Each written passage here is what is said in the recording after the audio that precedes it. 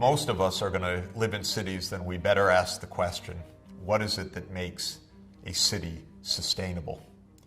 And the answer that I want to give is twofold. One is that it is a green city. Green in the literal sense that there are parks and places of people and open areas combined, but also green in the sense that its economic impact on the environment, the ecological footprint of the city, is also limited. The other dimension of a sustainable city is that it is resilient. Why resilient? Because we, in the age of the Anthropocene, in the era of planetary boundaries, in a period where, whether we like it or not, we are going to be experiencing more jolts of human-induced climate change, know that the cities are going to be buffeted. If the cities are on the coasts and sea levels are rising, what that means in terms of vulnerability to storm surges, more intense cyclones and other storms, other dislocations, is very great. And so cities need to prepare for those shocks, not as disasters that seemingly come out of the blue, but rather as known, even if unpredictable, specific events that need to be prepared for with care. So what is it that makes a city sustainable? Let me mention a few of the crucial points that we need to explore. One is the energy system.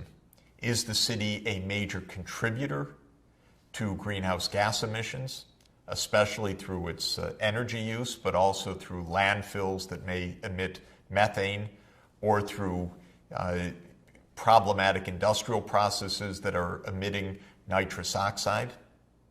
Or is the city efficient, both energy efficient and based on a low carbon, clean energy system? What about transport?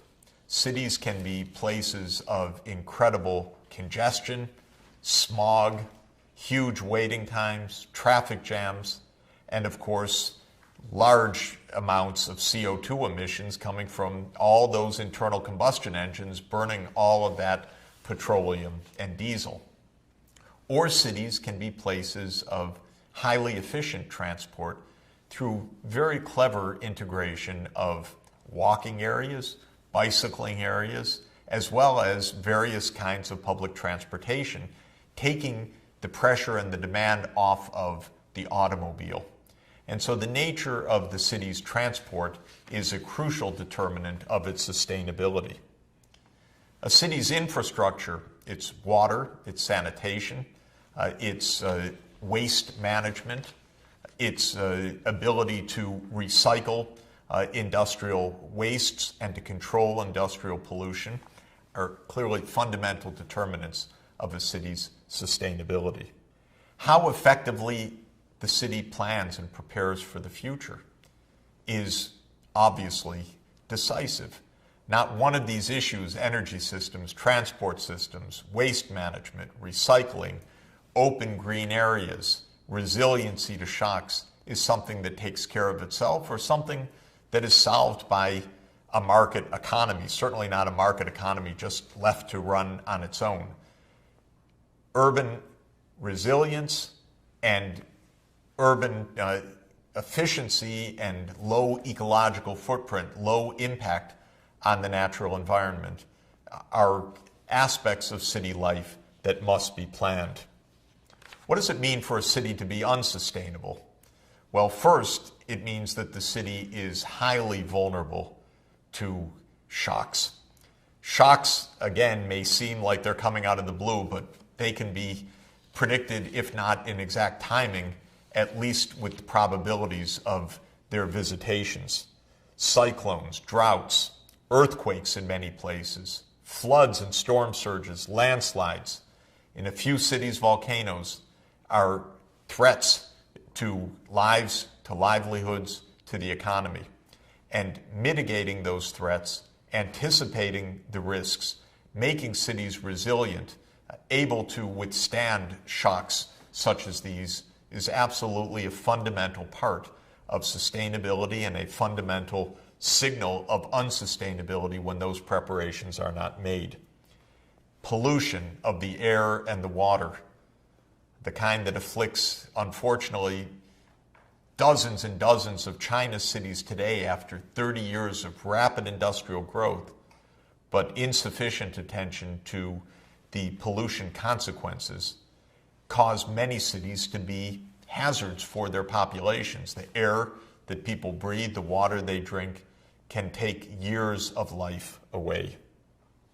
Cities are unsustainable when they haven't prepared properly for their water supplies. Just about every city in the world has a huge job to do in anticipating water needs and ensuring that water and sewerage, waste treatment, are properly managed.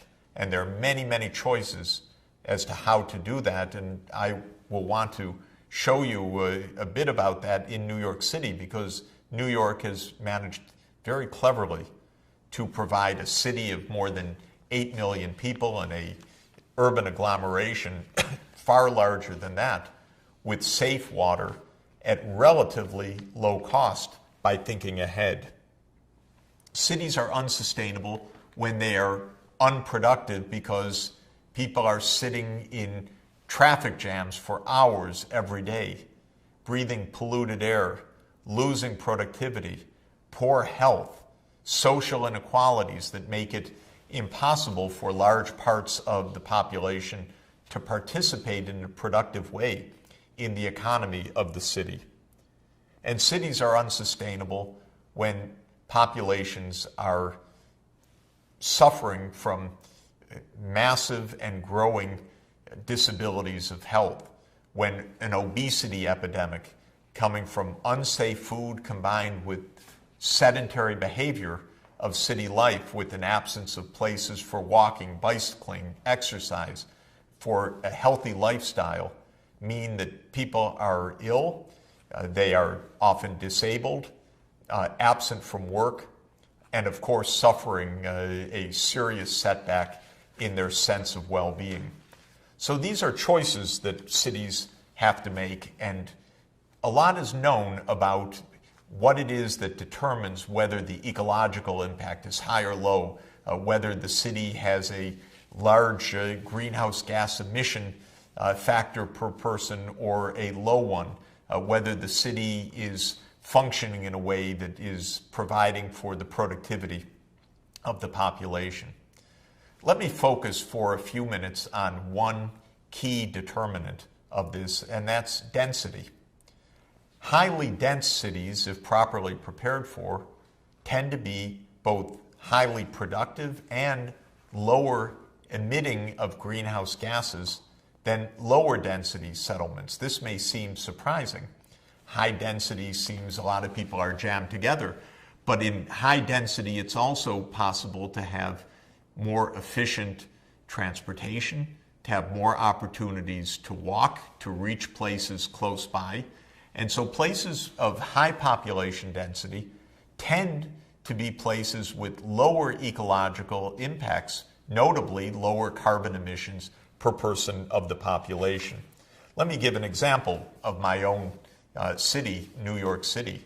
It is, when you look at the overall urban area, the urban agglomeration, the highest density in the United States of any urban area, with a urban density of about 33,000 people per square mile. Compare that with Los Angeles, for example, at about 12,000 people per square mile. So obviously a big difference, a factor of roughly 3. And it's not surprising that Los Angeles is an automobile city, whereas New York is not. Density makes a huge difference. Other cities in the United States, Atlanta, for example, a real automobile city, is just 1/15 of the density of New York at about 2,000 people per square mile. Of course, where one draws the circles around these urban agglomerations makes a difference in these comparisons. I wouldn't want to overstate the precision of the comparison, but I would emphasize that differences of density make enormous differences in how people move about the urban area and therefore how they also affect the environment. If you look at New York, at the number of commutes between 2 points by walking, for example, it's estimated that in New York, about 36% of all commutes or transit are by public transit or by walking. People either are taking buses, the metro service, or walking. Compare that with an automobile type city, say Atlanta or LA. In LA, instead of it being 36%, the estimate is just 8%. People are going by car to most places. In Atlanta, about 5% are by public transit and by walking. When you look specifically, as this pie chart shows, how New Yorkers get to work, quite interesting. More than 40% are getting to work by subway or by rail. Another 12% by bus. Only 28% of the population is getting to work by automobile. 23% driving alone and another 5% by carpool. This is quite extraordinary. In fact, one could say that it is unique or nearly the case among American cities. It's a joy for me. Living in Manhattan, in this highly dense area, I have the great pleasure of being able to walk to work, walk to the United Nations, walk to the university, and to satisfy amenities of all the shops right in the area, never having to get in a car. And my great joy is not owning a car. When I lived in suburban Boston, we would get in a car everywhere. In New York City, because of the much higher density, it's a great pleasure, believe me, being able to walk. Not everybody has that particular pleasure, but not having a car is an experience of a higher proportion of New Yorkers than any other urbanites in the United States. And the result of all of this is that New York is exceedingly favorable compared to the rest of the United States in carbon emissions. In other words, New York's impact on human-induced climate change is something that New York can be proud of in relative terms.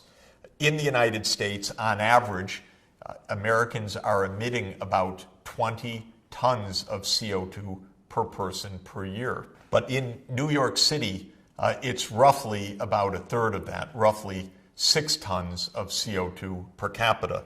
You see on this chart that of America's cities, New York City is at the very low end of CO2 emissions. People are taking energy efficient subway or the energy efficient buses or are walking. These days, increasingly also cycling. And as a result of this, the emissions in the transport sector are very, very low. Because of high density, emissions in the building sector are also rather low, with houses packed one next to the other in row houses or townhouses, as they're called in New York, as opposed to self-standing houses. There's less surface area for the heat to dissipate. It's easier to keep the housing warm in the wintertime and better insulated just by virtue of the tight packing of the townhouses and row houses that characterize New York City. Another reason for the very, very low emissions per capita. Why urbanization, as it's taking place right now, gives us the possibility, if cities are smart in the kinds of energy systems and transport systems that they build, and in the kind of zoning that encourages high-density settlements with proximity of people to the shops and to the amenities that they're looking for in the urban areas, offers a real chance for a lower ecological footprint and for carbon emission levels per capita that are far more consistent with the global needs if we are to head off the worst of climate change. To get the best of what cities can offer in terms of low ecological footprint combined with high productivity, with an ease of movement, with low congestion, with a low level of time wasted in traffic jams and other disamenities, we have to look at how cities invest in the infrastructure and the choices they make. That is our next topic.